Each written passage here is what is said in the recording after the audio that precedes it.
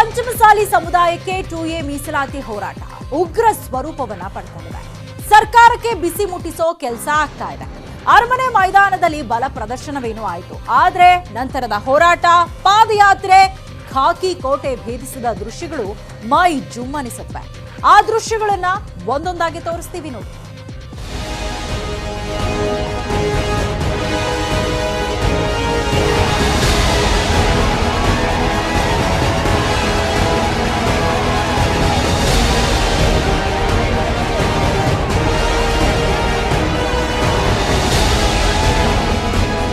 ಅರಮನೆ ಮೈದಾನದ ಹೋರಾಟ ಮುಗಿಯುತ್ತಲೇ ವಿಧಾನಸೌಧ ಅಥವಾ ಫ್ರೀಡಂ ಪಾರ್ಕ್ಗೆ ಹೋಗಬೇಕಾ ಅನ್ನೋ ಜಂಜಾಟ ಇತ್ತು. ಆ ಜಂಜಾಟದ ನಡುವೆಯೇ ಹೊರಟೇ ಬಿಡ್ತು ರ್ಯಾಲಿ.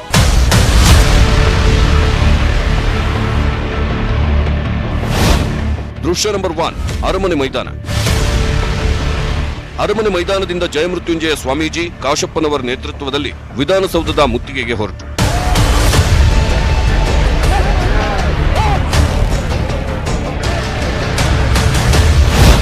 ದೃಶ್ಯ ನಂಬರ್ 2, ಅರಮನೆ ಮೈದಾನ ರಸ್ತೆ. ವಿಧಾನಸೌಧಕ್ಕೆ ಹೊರಟ ಪ್ರತಿಭಟನಾಕಾರರನ್ನ ಪೊಲೀಸರು ತಡೆದು ನಿಲ್ಲಿಸಿದ್ರು. ವಿಧಾನಸೌಧ ಚಲೋ ಪ್ಲಾನ್ ಬಿಡಿ ಎಂದು ಮನವೊಲಿಸಿದ್ರು. ಬ್ಯಾರಿಕೇಡ್ ಕಿತ್ತು ಮುಂದೆ ಸಾಗಿತು ಟೀಮ್.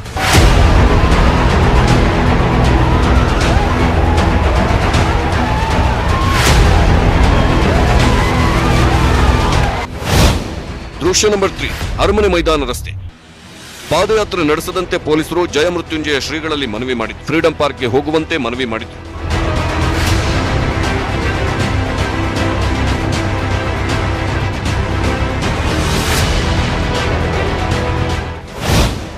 ದೃಶ್ಯ ನಂಬರ್ 4, ಅರಮನೆ ಮೈದಾನ ರಸ್ತೆ. ಪೊಲೀಸರು ಮನವಿ ಮಾಡುತ್ತಿದ್ದಂತೆ ಹೈಡ್ರಾಮಾ ನಡೆಯಿತು. ಪ್ರತಿಭಟನಾಕಾರರು ವಿಧಾನಸೌಧಕ್ಕೆ ಪಾದಯಾತ್ರೆ ಮುಂದುವರೆಸಿದರು. ಈ ವೇಳೆ ನ್ಯೂಸ್ 18 ಕನ್ನಡದ ಜೊತೆ ಮಾತನಾಡಿದ ಜಯಮೃತ್ಯುಂಜಯ ಶ್ರೀಗಳು ಹೋರಾಟ ನಿಲ್ಲಿಸಲ್ಲ ಎಂದು. ಸರ್ಕಾರದ ಆದೇಶ ಪತ್ರ ಬರೋವರೆಗೂ ನಿರಂತರ ಹೋರಾಟ ಮಾಡಬೇಕಂತ ತಿಳ್ಕೊಂಡೆ ನಾವು ಹೋರಾಟ ಚಾಲನೆ ಕೊಟ್ಟಿದ್ವಿ. ಸಾಂಕೇತಿಕ ಧರಣಿ ಸತ್ಯಾಗ್ರಹ ಶುರು ಮಾಡ್ತೀವಿ ಮಾರ್ಚ್ 4ನೇ ತಾರೀಕು.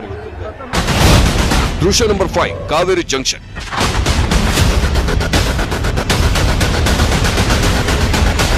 ಕಾವೇರಿ ಜಂಕ್ಷನ್ ಬಳಿ ಬ್ಯಾರಿಕೇಡ್ ಹಾಕಿ ಪಾದಯಾತ್ರೆಯನ್ನ ತಡೆಯಲು ಪೊಲೀಸರು ಪ್ರಯತ್ನ ಮಾಡಿದರು. ಆದರೆ ನುಗ್ಗಿ ಬಂದ ಪಂಚಮಸಾಲಿ ಪಾದಯಾತ್ರೆ ಮುಂದೆ ಬ್ಯಾರಿಕೇಡ್ ಅಡ್ಡ ನಿಲ್ಲಲೇ ಇಲ್ಲ. ಬ್ಯಾರಿಕೇಡ್ಗಳನ್ನು ಬದಿಗೆ ಸರಿಸಿದ ಪಾದಯಾತ್ರಿಗಳು ವಿಧಾನಸೌಧದ ಕಡೆ ಪಾದಯಾತ್ರೆಯನ್ನ ಮುಂದುವರೆಸಿದರು.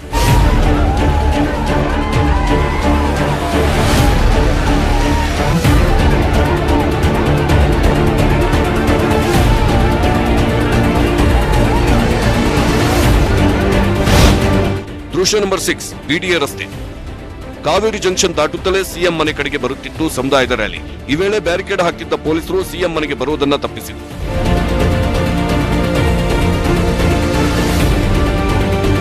ದೃಶ್ಯ ನಂಬರ್ 7, ವಿಂಡ್ಸರ್ ಮ್ಯಾನರ್ ರಸ್ತೆ. ಪಾದಯಾತ್ರೆ ವಿಧಾನಸೌಧದ ಬದಲಿಗೆ freedom ಪಾರ್ಕ್ಗೆ ಹೊರಟಿತು. Kumara Krupa railway parallel ರೋಡ್ನಲ್ಲಿ ಪಾದಯಾತ್ರೆ ಸಾಗಲು ಅವಕಾಶ ನೀಡಲಾಯಿತು.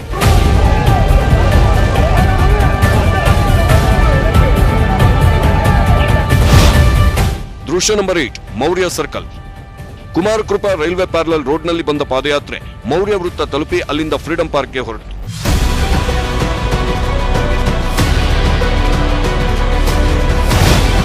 ದೃಶ್ಯ ನಂಬರ್ 9, ಸಿಎಂ ನಿವಾಸ ಕಾವೇರಿ. ಪ್ರತಿಭಟನಾ ರ್ಯಾಲಿ ಡೈವರ್ಟ್ ಆದ ಕೂಡಲೇ ಪೊಲೀಸ್ ಕಮಿಷನರ್ ಕಮಲ್ ಪಂತ್ ಕಾವೇರಿ ನಿವಾಸಕ್ಕೆ ದೌಡಾಯಿಸಿ ಸಿಎಂಗೆ ಮಾಹಿತಿ ನೀಡಿದರು. ಪಾದಯಾತ್ರೆ ವೇಳೆ ನಡೆದ ಪ್ರತಿಯೊಂದು ಘಟನೆ ಬಗ್ಗೆನೂ ವಿವರಣೆ ನೀಡಿದರು.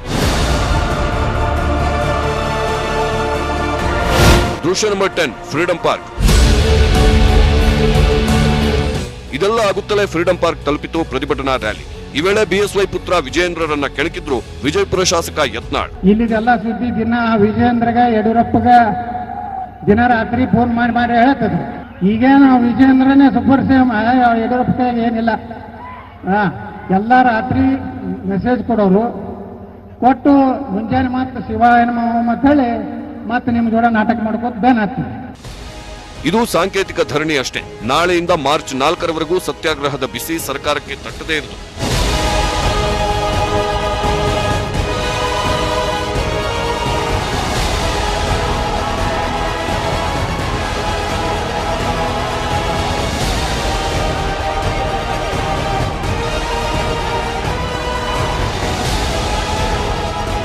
Bureau report, news 18 Kannada.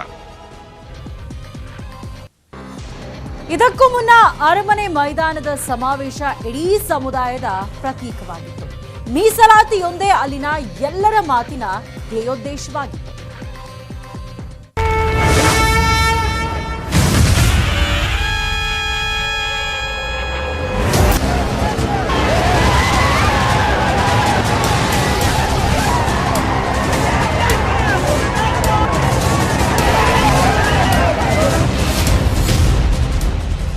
ಮೀಸಲಾತಿಯೊಂದೇ ಮಂತ್ರ. ಪಂಚಮಸಾಲಿಗಳ ಪಾಂಚಜನ್ಯ ಸರ್ಕಾರಕ್ಕೆ ತಲೆಬಿಸಿ.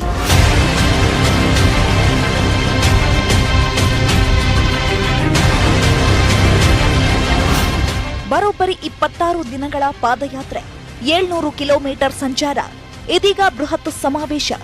ಬೆಂಗಳೂರಿನ ಅರಮನೆ ಮೈದಾನ ಪಂಚಮಸಾಲಿ ಸಮುದಾಯ ಹಿಂದೆಂದೂ ಕಂಡರಿಯದ ಹೋರಾಟಕ್ಕೆ ಸಾಕ್ಷಿಯಾಯಿತು.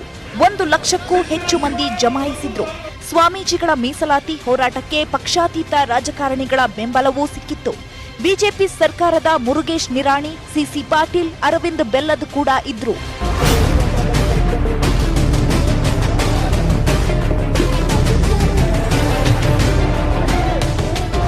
ಮಳೆ ಸುರಿಯುತ್ತಿದ್ರೂ ಪಂಚಮಸಾಲಿ ನಾಯಕರ ಅಬ್ಬರ ಮಾತ್ರ ಕಡಿಮೆಯಾಗಿರಲಿಲ್ಲ. ಮಳೆಗೂ ತಲೆಕೆಡಿಸಿಕೊಳ್ಳದೆ ಸರ್ಕಾರಕ್ಕೆ ಸವಾಲು ಹಾಕಿದ್ರು ಮಾಜಿ ಶಾಸಕ ವಿಜಯಾನಂದ ಕಾಶಪ್ಪನವರ್, ಶಾಸಕ ಅರವಿಂದ್ ಬೆಲ್ಲದ್. ನಾವು ಸಂದರ್ಭ ಬಂದ್ರೆ ರಾಜಕೀಯ ಬಿಡ್ತೀನಿ, ಈ ಸಮಾಜವನ್ನು ನಾನು ಬಿಡೋದಿಲ್ಲ ಅನ್ನೋ ಮಾತನ್ನು ಸ್ಪಷ್ಟವಾಗಿ ಇಷ್ಟಪಡ್ತೀನಿ. ನಮ್ಮ ಈ ಹೋರಾಟ ಇವತ್ತಿನ ಹೋರಾಟ ಅಲ್ಲ, ಈ ಬೇಡಿಕೆ ಇವತ್ತಿನ ಬೇಡಿಕೆ ಅಲ್ಲ. ಲಿಂಗಾಯತರಿಗೆ 2A ಕೊಡುವಂತ ಕೆಲಸ ಮಾಡಲಿಲ್ಲ.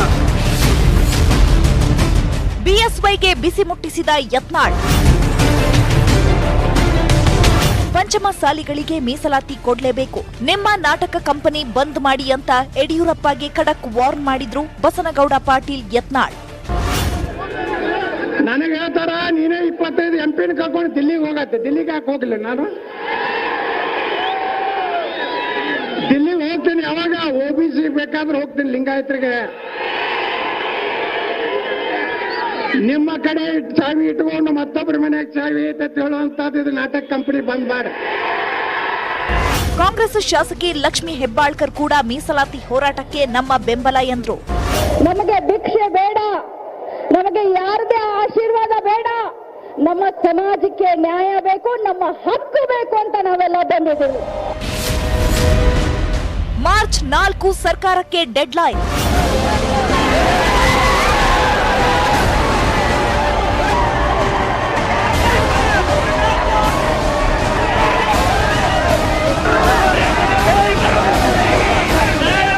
ಸಮಾವೇಶದಲ್ಲಿದ್ದ ಜಯಮೃತ್ಯುಂಜಯ ಸ್ವಾಮೀಜಿ ಹಾಗೂ ವಚನಾನಂದ ಸ್ವಾಮೀಜಿಗಳು ಸಹ ಸರ್ಕಾರಕ್ಕೆ ಸವಾಲು ಹಾಕಿದ್ರು. ನಾನು ಮುಖ್ಯಮಂತ್ರಿನ ಮನವಿ ಮಾಡ್ಕೊಳ್ತೀನಪ್ಪ ಅಂತಂದ್ರೆ, ನಮಗೆ ಯಾವುದೇ ರೀತಿಯಾಗಿರ್ತಕ್ಕಂಥ ಅನುದಾನ ಬೇಡ, ಯಾವುದೇ ರೀತಿಯಂತ ನಿಗಮ ಮಂಡಳಿ ಬೇಡ. ನಮಗೇನು ಬೇಕಪ್ಪ ಅಂತಂದ್ರೆ, ಸಮಾಜದ ಕಟ್ಟ ಕಡೆ ವ್ಯಕ್ತಿ ನೋವಿನಿಂದ ಬಳಸೋದ್ರಲ್ಲ, ಆ ಮಗುವಿಗೆ 2A ಮೀಸಲಾತಿ ಬೇಕು, ಆ ಯುವಕನಿಗೆ 2A ಮೀಸಲಾತಿ ಬೇಕು. ಅದು ಒಂದು ಕೊಟ್ಟರೆ ಸಾಕು. ಈ ಮಧ್ಯೆ ವೇದಿಕೆ ಮೇಲೆ ಕಣ್ಣೀರಿಟ್ಟರು ವಿನಯ್ ಕುಲಕರ್ಣಿ ಪತ್ನಿ ಹಾಗೂ ಪುತ್ರಿ. ವಿನಯ್ ಕುಲಕರ್ಣಿ ಪಂಚಮಸಾಲಿ ಸಮುದಾಯಕ್ಕೆ ಸಾಕಷ್ಟು ಹೋರಾಟ ಮಾಡಿದ್ರು. ಈಗಲೂ ಸಮುದಾಯದ ಜೊತೆ ಇರ್ತಾರೆ ಅಂದ್ರು.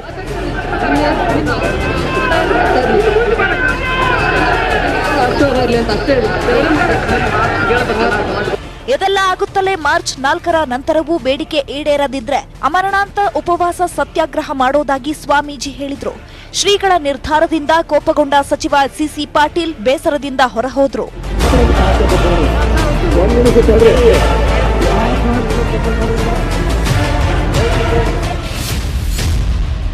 ಹಗಲಿರುಳ ಹೋರಾಟ ಬೆನ್ನಲ್ಲೇ ಅಪಸ್ವರ. 2A ಮೀಸಲಾತಿ ವಿರೋಧಿಸಿ ಪ್ರತಿಭಟನೆ. ಒಂದ್ ಕಡೆ ಮೀಸಲಾತಿಗಾಗಿ ಹೋರಾಟ ನಡೆಯುತ್ತಿರುವಾಗಲೇ ಪಂಚಮಸಾಲಿ ಸಮುದಾಯದ ವಿರುದ್ಧ ಹೋರಾಟ ಶುರುವಾಗ್ತಿದೆ. 2Aಗೆ ಪಂಚಮಸಾಲಿ ಸಮುದಾಯ ಸೇರ್ಪಡೆ ವಿರೋಧಿಸಿ ಭಾರೀ ಪ್ರತಿಭಟನೆ ನಡೆಯಲಿದೆ. ಉತ್ತರ ಕನ್ನಡ ಜಿಲ್ಲೆ ಭಟ್ಕಳದಿಂದ ಹೋರಾಟದ ಕಿಚ್ಚು ಆರಂಭವಾಗಲಿದೆ. ಉಜಿರೆ ಮಠದ ಬ್ರಹ್ಮಾನಂದ ಸರಸ್ವತಿ ಸ್ವಾಮೀಜಿ ನೇತೃತ್ವ ವಹಿಸಲಿದ್ದಾರೆ. ಅದರಲ್ಲೂ 2Aದಲ್ಲಿ ಯಾರ್ಯಾರು ಬರ್ತಾ ಇದ್ದಾರೆ ಅವ್ರಿಗೇನಾದ್ರೂ ಇಂಥ ದೊಡ್ಡ ಸಮಾಜ ಪಂಚಮಸಾಲಿ ಎಲ್ಲ ಬಂದುಬಿಟ್ರೆ ಭಾಳ ದೊಡ್ಡ ಅನ್ಯಾಯ ಆಗ್ತದೆ. ಯಾಕಂದರೆ 15% ಎಲ್ಲರಿಗೂ ಅದು ಕೊಡಬೇಕಾದಂಥ ಅನಿವಾರ್ಯ ಆಗ್ತದೆ. ಅವಾಗ ನಮ್ಗೆ ಭಾಳ ಅನ್ಯಾಯ ಆಗ್ತದೆ. ಅದನ್ನು ನಾವು ಹಾಕೋದಕ್ಕೆ ಕೊಡೋದಿಲ್ಲ. ನಮಗೆ ಸಪ್ರೇಟ್ ರಿಸರ್ವೇಷನ್ ನೀಡಿ. ಇದೀಗ ನಾಳೆ ಬೆಳಗ್ಗೆ ಮೌರ್ಯ ಸರ್ಕಲ್ನಲ್ಲಿ ಧರಣಿ, ಅತ್ತ ಭಟ್ಕಳದಲ್ಲಿ ವಿರೋಧಿ ಪ್ರತಿಭಟನೆ. ಹೀಗಾಗಿ ಸಮುದಾಯದ ಸ್ವಾಮೀಜಿಗಳು ಹೋರಾಟಗಾರರಲ್ಲೇ ಅಪಸ್ವರದ ಅಲೆ. Bureau report, news 18 Kannada. ಇಷ್ಟೆಲ್ಲ ಆಗ್ತಾ ಇದ್ರೂ ಸರ್ಕಾರ ಮಾತ್ರ ಯಾವುದಕ್ಕೂ ಸ್ಪಷ್ಟತೆ ಕೊಡ್ತಿಲ್ಲ. ಹೋರಾಟ ಕೈಬಿಡಿ ಎಂಬ ಸಚಿವರ ಮನವಿಗೂ ಸ್ಪಂದನೆ ಸಿಕ್ಕಿಲ್ಲ. ಹೀಗಾಗಿ ಬಜೆಟ್ ಅಧಿವೇಶನಕ್ಕೂ ಮುನ್ನ ದೊಡ್ಡ ಸಂಕಟವೊಂದು ಬಿಎಸ್ವೈ ಬೆನ್ನಿಗೇರಿದೆ. ಸರ್ಕಾರಕ್ಕೆ ಪಂಚಮಸಾಲಿ ಪಂಚ್, ಉಸ್ತುವಾರಿಗಳು ಟೋಸ್, ಬಿಎಸ್ವೈ ಬುಸ್ ಬುಸ್.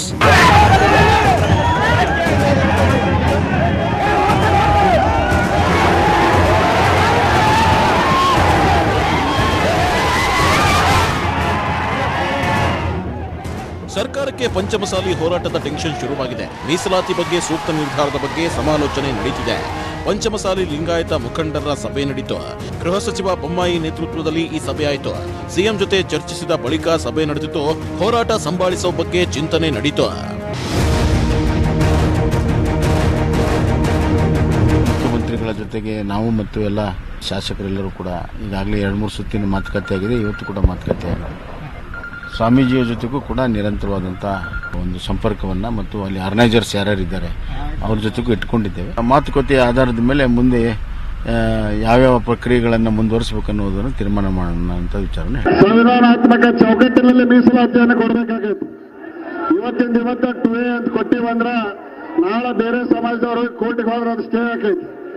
ಮಾನ್ಯ ಮುಖ್ಯಮಂತ್ರಿಗಳು ಪ್ರಥಮ ಪೂರಕ ಹೆಜ್ಜೆಯನ್ನ ಹಿಂದುಳಿದ ವರ್ಗಕ್ಕೆ ಕೊಡುವುದರ ಮೂಲಕ ಒಂದು ತಾತ್ವಿಕವಾದಂತ ಬೆಂಬಲವನ್ನ ಘೋಷಿಸಿದ್ದಾರೆ. ಸಮಾಜದ ಈ ಶಕ್ತಿ ಪ್ರದರ್ಶನದ ಸ್ಥಿತಿಗತಿಯನ್ನ ವೇದಿಕೆ ಮೇಲೆ ಇದ್ದವರಂತ ಎಲ್ಲ ಮನಾಭಿಪ್ರಾಯಗಳನ್ನ ಸನ್ಮಾನ್ಯ ಮುಖ್ಯಮಂತ್ರಿಗಳಿಗೆ ತಿಳಿಸ್ತೇವೆ. ಇದಕ್ಕೆ ಪೂರಕವಾಗಿ ಸರ್ಕಾರ ನಡ್ಕೊಂತೈತಿ ಅನ್ನುವ ನಮ್ಮ ಸಮಾಜ ಶಿಕ್ಷಣದಲ್ಲಿ, ಸಾಮಾಜಿಕವಾಗಿ, ರಾಜಕೀಯವಾಗಿ, ಆರ್ಥಿಕವಾಗಿ ಎಲ್ಲದರಲ್ಲಿ ಸಹಿತ ಮುಂದೆ ಬರಬೇಕನ್ನುವಂತ ಒಂದು ಇಚ್ಛೆ ಇಟ್ಟುಕೊಂಡು ಏನು ಹೋರಾಟ ಮಾಡ್ತಾ ಇದ್ದಾರೆ, ಆ ಹೋರಾಟಕ್ಕೆ ನಮ್ಮ ಸರ್ಕಾರ ಸಂಪೂರ್ಣವಾಗಿ ಬೆಂಬಲ ಕೊಡ್ತಾ ಇದೆ ಅನ್ನೋ ಮಾತನ್ನ ಈ ಸಂದರ್ಭದಲ್ಲಿ ನಾನು ಇಚ್ಛೆ ಪಡ್ತಾ ಇದ್ದೇನೆ. ಈ ಮಧ್ಯೆ ಸ್ವಾಮೀಜಿಗಳ ಹೋರಾಟ ಉಗ್ರ ಸ್ವರೂಪ ಪಡೆಯುತ್ತಲೇ ಸಿಎಂ ಮನೆಗೆ ದೌಡಾಯಿಸಿದರು ಪಂಚಮಸಾಲಿ ಸಚಿವರು. ಮುರುಗೇಶ್ ನಿರಾಣಿ, ಸಿಸಿ ಪಾಟೀಲ್ ಬಂದು 1 ಗಂಟೆಗೂ ಹೆಚ್ಚು ಕಾಲ ಚರ್ಚಿಸಿದ್ರು.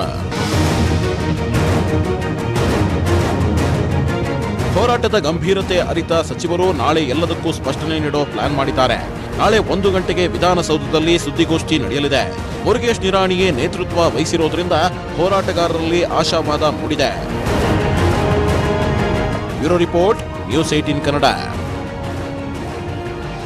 ಮಹಾರಾಷ್ಟ್ರ, ಕೇರಳ ಸೇರಿದಂತೆ ಹಲವು ರಾಜ್ಯಗಳಲ್ಲಿ ಡೆಡ್ಲಿ ಕೊರೋನಾ ಮತ್ತೆ ಅಟ್ಟಹಾಸ ಮೆರೀತಾ ಇದೆ. ಮಹಾರಾಷ್ಟ್ರದ ಕೆಲ ಜಿಲ್ಲೆಗಳಲ್ಲಿ ಈಗಾಗಲೇ ಮತ್ತೆ ಲಾಕ್ಡೌನ್ ಘೋಷಿಸಲಾಗಿದೆ. ಕರುನಾಡಲ್ಲೂ ಕೊರೋನಾ 2ನೇ ಅಲೆ ಭೀತಿ ಆವರಿಸಿದ್ದು ರಾಜ್ಯ ಸರ್ಕಾರ ಫುಲ್ ಅಲರ್ಟ್ ಆಗಿದೆ.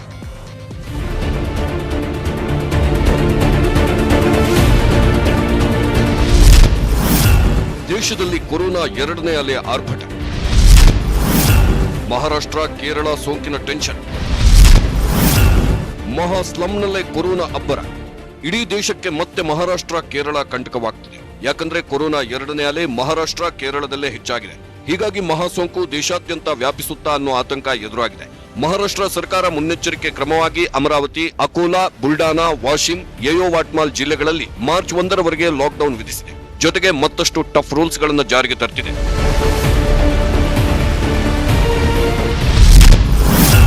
ಮಹಾರಾಷ್ಟ್ರದಲ್ಲಿ ಕೊರೋನಾ ಪ್ರಕರಣಗಳು ಹೆಚ್ಚುತ್ತಿದ್ದಂತೆ ಸರ್ಕಾರ ಅಲರ್ಟ್ ಆಗಿದೆ. ಕೋವಿಡ್ ನಿಯಂತ್ರಿಸುವ ನಿಟ್ಟಿನಲ್ಲಿ ರಾತ್ರಿ 11ರಿಂದ ಬೆಳಗ್ಗೆ 6 ಗಂಟೆಯವರೆಗೆ ರಾತ್ರಿ ಕರ್ಫ್ಯೂ ಅನ್ನ ಘೋಷಿಸಿದೆ. ಈ ಸಮಯದಲ್ಲಿ ಅಗತ್ಯ ಸೇವೆಗಳಲ್ಲಿ ತೊಡಗಿರುವವರಿಗೆ ಮಾತ್ರ ಸಂಚಾರಕ್ಕೆ ಅವಕಾಶ ಕಲ್ಪಿಸಲಾಗಿದೆ. ಹಾಲು, ದಿನಪತ್ರಿಕೆ, ತರಕಾರಿ ವಿತರಣೆ ಮತ್ತು ಆಸ್ಪತ್ರೆ ಸೇವೆಗಳಿಗೆ ಅವಕಾಶ ಕಲ್ಪಿಸಿಕೊಡಲಾಗಿದೆ. ಸೋಂಕು ಹೆಚ್ಚಿರುವ ಪ್ರದೇಶದಲ್ಲಿ ಶಾಲೆ ಮತ್ತು ಕಾಲೇಜುಗಳನ್ನು ಬಂದ್ ಮಾಡಲಾಗಿದೆ. ಅಲ್ಲದೆ ಹೋಟೆಲ್ ಮತ್ತು ರೆಸ್ಟೋರೆಂಟ್ಗಳು ಪ್ರತಿನಿತ್ಯ ರಾತ್ರಿ 11 ಗಂಟೆಯ ಬಳಿಕ ಮುಚ್ಚಲಿವೆ. ಸೋಂಕು ನಿಯಂತ್ರಿಸಲು ಸಣ್ಣ ಕಂಟೈನ್ಮೆಂಟ್ ವಲಯಗಳನ್ನು ವಿಂಗಡಿಸಲಾಗಿದೆ. ಸೋಂಕು ಪತ್ತೆ ಪ್ರಮಾಣ ಮತ್ತು ಪರೀಕ್ಷೆಯನ್ನು ಹೆಚ್ಚಿಸಲಾಗಿದೆ. ಮದುವೆಯಲ್ಲಿ ಕೇವಲ 25 ಜನರಿಗೆ ಮಾತ್ರ ಅವಕಾಶ ನೀಡಲಾಗಿದೆ. ದೇಶದ ಕೊರೋನಾ ಪ್ರಕರಣಗಳಲ್ಲಿ 74%ಕ್ಕಿಂತ ಹೆಚ್ಚು ಪ್ರಕರಣಗಳು ಕೇರಳ ಮತ್ತು ಮಹಾರಾಷ್ಟ್ರದಲ್ಲೇ ಪತ್ತೆಯಾಗಿವೆ. ಇನ್ನು ಛತ್ತೀಸ್ಗಢ, ಮಧ್ಯಪ್ರದೇಶ, ಪಂಜಾಬ್ ಮತ್ತು ಜಮ್ಮು ಕಾಶ್ಮೀರದಲ್ಲೂ ಕೂಡ ದೈನಂದಿನ ಕೊರೋನಾ ಪ್ರಕರಣಗಳು ಉಲ್ಬಣಗೊಳ್ಳುತ್ತಿದೆ. ಹೀಗಾಗಿ ಕೇಂದ್ರ ಸರ್ಕಾರ ಮಹಾರಾಷ್ಟ್ರ ಮತ್ತು ಕೇರಳ ಸೇರಿದಂತೆ ಕೆಲವು ರಾಜ್ಯಗಳಲ್ಲಿ RT-PCR ಪರೀಕ್ಷೆಗಳ ಪ್ರಮಾಣವನ್ನು ಹೆಚ್ಚಿಸಲು ಸೂಚಿಸಿದೆ. ಅಲ್ಲದೆ ಆಯ್ದ ಜಿಲ್ಲೆಗಳಲ್ಲಿ ಕಟ್ಟುನಿಟ್ಟಿನ ಕ್ರಮದ ಜೊತೆಗೆ ರೂಪಾಂತರಿ ಕೊರೋನಾ ವೈರಸ್ ಬಗ್ಗೆ ಮುಂಜಾಗೃತಾ ಕ್ರಮ ಕೈಗೊಳ್ಳುವಂತೆ ಆದೇಶಿಸಿದೆ.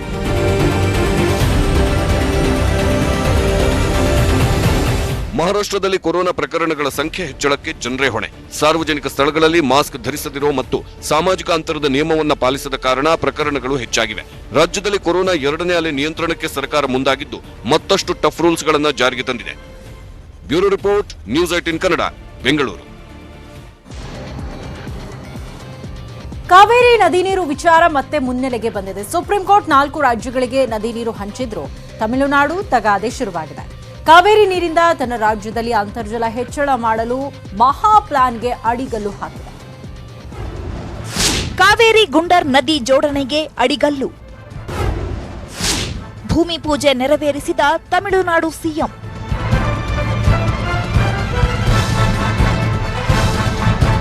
ಎಸ್, ಕಾವೇರಿ ವಿಚಾರದಲ್ಲಿ ಸದಾ ಒಂದಿಲ್ಲೊಂದು ಖ್ಯಾತೆ ತೆಗೆತಿದ್ದ ತಮಿಳುನಾಡು ಇದೀಗ ಮತ್ತೊಂದು ಹಂತದ ಕಿರಿಕಿಗೆ ಅಡಿಗಲ್ಲು ಹಾಕಿದೆ.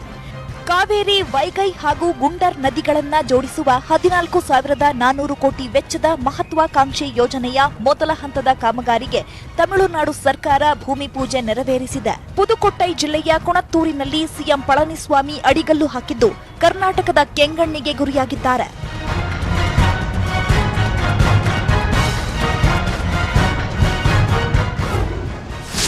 ತಮಿಳುನಾಡು ಶರವೇಗ, ಕರ್ನಾಟಕ ಕುಂಭಕರ್ಣ ನಿದ್ದೆ. ಆಕ್ಷೇಪಣೆ ಸಲ್ಲಿಸದ ಸರ್ಕಾರದ ನಡೆ ಭಾರೀ ಅಚ್ಚರಿ. ಕೇಂದ್ರದ 6,941 ಕೋಟಿ ರೂಪಾಯಿ ಆರ್ಥಿಕ ನೆರವಿನೊಂದಿಗೆ ಬೆಲ್ಲಾರು, ವೈಗೈ ಮತ್ತು ಗುಂಡಾರು ನದಿಗಳನ್ನ ಕಾವೇರಿಯೊಂದಿಗೆ ಜೋಡಿಸುವ ಯೋಜನೆ 3 ಹಂತದಲ್ಲಿ ಕಾರ್ಯಗತಗೊಳ್ಳಲಿದೆ. ಈ ಯೋಜನೆಯಡಿ ಒಟ್ಟು 262 ಕಿಲೋಮೀಟರ್ ಉದ್ದದ ಕಾಲುವೆಯನ್ನ ಅಭಿವೃದ್ಧಿಪಡಿಸಿ ಕಾವೇರಿ ನದಿಯಲ್ಲಿನ 45 ಟಿಎಂಸಿ ಹೆಚ್ಚುವರಿ ನೀರನ್ನ ಕಾಲುವೆ ಮೂಲಕ ಗುಂಡರ್ ನದಿಗೆ ಹರಿಸಲಾಗುತ್ತೆ. ಈ ಮೂಲಕ ತನ್ನ ರಾಜ್ಯದ ನೆಲದಲ್ಲಿ ಸಮೃದ್ಧಿ ಕಾಣೋ ಕನಸು ತಮಿಳುನಾಡಿನದ್ದು. ಆದರೆ ತಮಿಳುನಾಡು ಇಷ್ಟೆಲ್ಲ ಮಾಡ್ತಿದ್ರು ರಾಜ್ಯ ಚಕಾರವೆತ್ತದೆ, ಆಕ್ಷೇಪಣೆ ಸಲ್ಲಿಸದೆ ಗಡದ್ ನಿದ್ದೆ ಮಾಡ್ತಿದೆ. ಮೇಕೆದಾಟುಗೆ ಖ್ಯಾತೆ ತೆಗೆಯೋ ತಮಿಳುನಾಡು ನಡೆಗೆ ಭಾರಿ ವಿರೋಧ ವ್ಯಕ್ತವಾಗಿದೆ. ಇದು ಅಕ್ಷಮ್ಯ ಅಪರಾಧ. ನಾವು ಮೇಕೆದಾಟು ಮಾಡ್ತೀವಿ ಅಂದ್ರೆ ಮಾಡಬೇಡಿ ಅಂತ ಹೇಳ್ತೀರಿ, ಕಾವೇರಿ ಕೆರೆಗೆ ನೀರು ಹರಿಸ್ತೀವಿ ಅಂದ್ರೆ ಬೇಡ ಅಂತ ಹೇಳ್ತೀರಿ. ನೀವು ಈ ಯೋಜನೆ ಮಾಡೋದ ಕಾರಣ ಏನು? ಪಳನಿಸ್ವಾಮಿ 420 KD ಕನ್ನಡ ನಾಡಿಗೆ ಬಹಳ ಅನ್ಯಾಯ ಆಗುತ್ತೆ. ಪ್ರಧಾನಮಂತ್ರಿ ಈ ಯೋಜನೆಗೆ ಅವಕಾಶ ಕೊಡಬಾರದು. ಇನ್ನೂ ನೀವು ಮುಂದುವರೆದರೆ ಇಡೀ ರಾಜ್ಯಾದ್ಯಂತ ತೀವ್ರ ಹೋರಾಟ ಪ್ರಕಟಣೆ ಮಾಡ್ತೇವೆ. ಕಾನೂನು ತಜ್ಞರ ಜೊತೆ ಜಲಸಂಪನ್ಮೂಲ ಸಚಿವರ ಸಭೆ. ತಮಿಳುನಾಡಿನ ಈ ಯೋಜನೆಯಿಂದ ರಾಜ್ಯದ ಮೇಕೆದಾಟು ಮತ್ತು ಮಾರ್ಕಂಡೇಯ ಯೋಜನೆಗಳಿಗೂ ಕಂಟಕ ಎದುರಾಗುವ ಸಾಧ್ಯತೆ ಇದೆ. ಇಷ್ಟೆಲ್ಲ ಬೆಳವಣಿಗೆ ಬಳಿಕ ಜಲಸಂಪನ್ಮೂಲ ಸಚಿವ ರಮೇಶ್ ಜಾರಕಿಹೊಳಿ ದೆಹಲಿಯಲ್ಲಿ ಕಾನೂನು ತಜ್ಞರೊಂದಿಗೆ ಚರ್ಚೆ ಮಾಡಿದ್ದಾರೆ. ನೋಡ್ರಿ, ನಮ್ಮ ರಾಜ್ಯಕ್ಕೆ ನಷ್ಟ ಕೊಡೋಕ್ಕೆ ಸಾಧ್ಯವೇ ಇಲ್ಲ.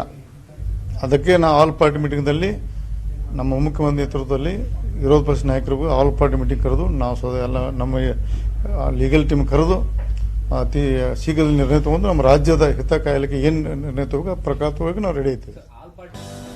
ಕಾವೇರಿ ಕಣಿವೆಯ ಮೇಲ್ಭಾಗದ ರಾಜ್ಯವಾದ ಕರ್ನಾಟಕಕ್ಕೆ ಕಂಟಕವಾಗೋ ತಮಿಳುನಾಡಿನ ಇಂತಹ ಯೋಜನೆಗಳಿಗೆ ಬ್ರೇಕ್ ಹಾಕದಿದ್ರೆ ಮುಂದೊಂದು ದಿನ ನಮ್ಮ ನೆಲದ ನೀರು ಪಡೆಯಲು ಮತ್ತಷ್ಟು ಪರಿಪಾಟಲು ಪಟ್ಟರೂ ಅಚ್ಚರಿಯಿಲ್ಲ.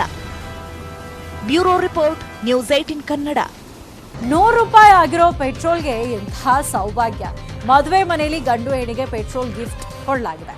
ಮೈಸೂರಿನಲ್ಲೊಂದು ಬಂಪರ್ ಮದುವೆ ನಡೆದಿದೆ. ಈ ಸಂದರ್ಭದಲ್ಲಿ ನವದಂಪತಿಗೆ 5 ಲೀಟರ್ ಪೆಟ್ರೋಲ್ ಗಿಫ್ಟ್ ಮಾಡಲಾಗಿದೆ. ಮೈಸೂರು ನಗರ ಪಾಲಿಕೆ ಸದಸ್ಯೆ ಶೋಭಾ ಸುನೀರ್ರಿಂದ ಗಿಫ್ಟ್ ಕೊಡಲಾಗಿದೆ. ಚಿನ್ನ ಬೆಳ್ಳಿಗಿಂತ ಪೆಟ್ರೋಲ್ ಬೆಲೆ ದುಬಾರಿ ಆಗಿರೋದ್ರಿಂದ ಪೆಟ್ರೋಲ್ ಅನ್ನ ಗಿಫ್ಟ್ ಆಗಿ ಕೊಟ್ಟಿದ್ದಾರೆ.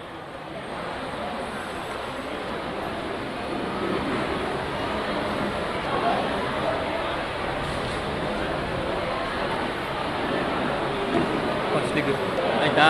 ನಿಮಿಷ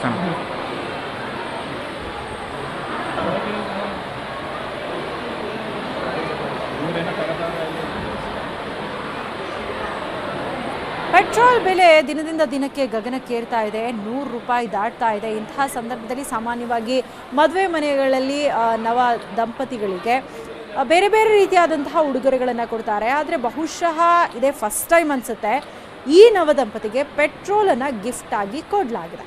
5 ಲೀಟರ್ ಪೆಟ್ರೋಲನ್ನು ಗಿಫ್ಟ್ ಆಗಿ ಕೊಡಲಾಗಿದೆ. ಮೈಸೂರಿನಲ್ಲಿ ನಡೆದಂತಹ ಮದುವೆಯಲ್ಲಿ ಈ ರೀತಿ ಪೆಟ್ರೋಲನ್ನು ಗಿಫ್ಟ್ ಆಗಿ ಕೊಡಲಾಗಿರುವಂಥದ್ದು. ಯಾಕಂದರೆ ದಿನೇ ದಿನೇ ಬೆಲೆ ಜಾಸ್ತಿ ಆಗ್ತಾ ಇದೆ. ಚಿನ್ನ ಬೆಳ್ಳಿಗಿಂತಲೂ ಕೂಡ ಪೆಟ್ರೋಲ್ ಬೆಲೆ ಇದೀಗ ದುಬಾರಿ ಆಗ್ತಾ ಇದೆ. ಹಾಗಾಗಿ ಪೆಟ್ರೋಲನ್ನು ಗಿಫ್ಟ್ ಕೊಟ್ಟು ಗಮನ ಸೆಳೆಯಲಾಗಿದೆ.